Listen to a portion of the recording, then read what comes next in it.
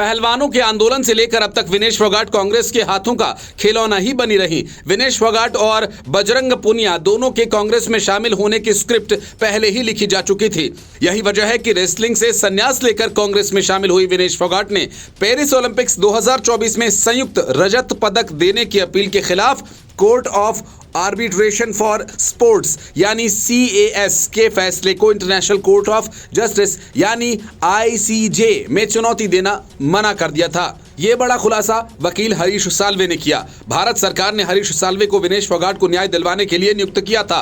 विनेश फोगाट को तय मानक वजन ज्यादा होने के कारण महिलाओं की फ्री स्टाइल 50 किलोग्राम भार वर्ग की स्पर्धा में फाइनल से अयोग्य घोषित कर दिया गया था। इसके कारण विनेश फोगाट पूरी तरह से इवेंट से बाहर हो गई और आखिरी स्थान पर रहीं। उन्होंने CAS में इस फैसले के खिलाफ अपील दायर की।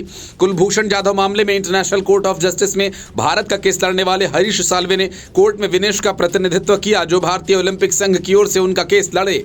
हालांकि एक हफ्ते तक चली सुनवाई के बाद फैसला विनेश फोगाट के पक्ष में नहीं आया। उन्हें पेरिस से खाली हाथ लौटना पड़ा। हाल ही में विनेश ने IOC अध्यक्ष PT ऊषा, मोदी सरकार और रेसलिंग फेडरेशन ऑफ इंडिया के अध्यक्ष संजय सिंह पर निशाना साधा।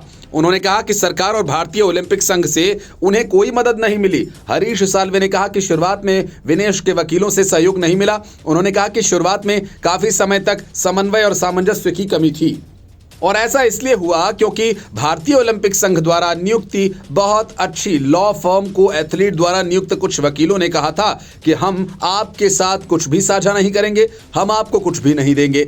बहुत देर से हमें सब कुछ मिला है।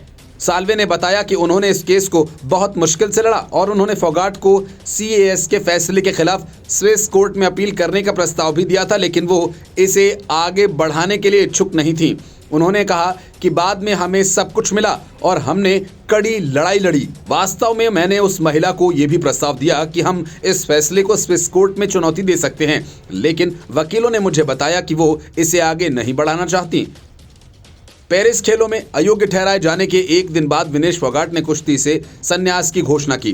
पिछले हफ्ते उन्होंने राजनीति में कदम रखा। वो कांग्रेस में शामिल हुई और हरियाणा विधानसभा चुनाव में जुलाना सीट से प्रत्याशी हैं। Bureau report, news of India.